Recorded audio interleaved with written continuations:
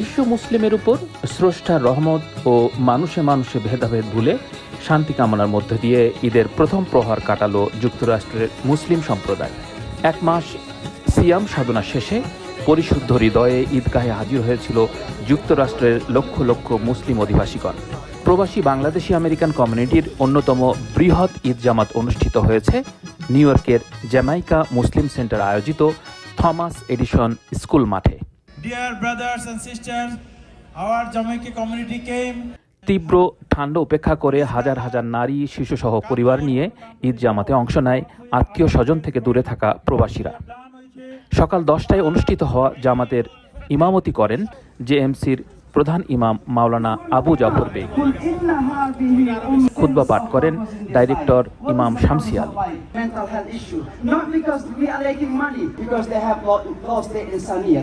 নামাজের পূর্বে প্রতিষ্ঠানটির সভাপতি ডক্টর সিদ্দিকুর রহমান সহ কমিউনিটি লিডাররা শুভেচ্ছা বক্তব্য রাখেন। বিশেষ বক্তব্য রাখেন নিউ ইয়র্কের প্রথম মুসলিম মেয়র প্রার্থী হতে যাওয়া জোহরান মামদানি সহ অন্যান্যরা।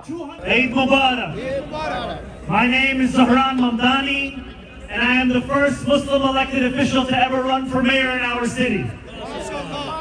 We are here today to celebrate the end of Ramadan, to celebrate the end of our fast, and yet we know that there are many for whom that hunger will continue.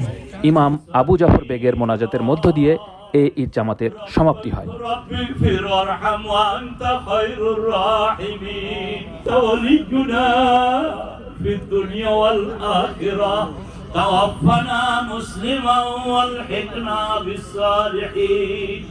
আল্লাহ মসজিদের ওসিলা তাদেরকে আপনি জান্নাতি বানাই দিয়েন।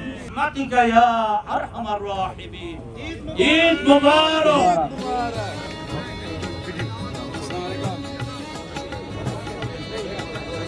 Firoz Kabir, channel Washington Bangla, new York.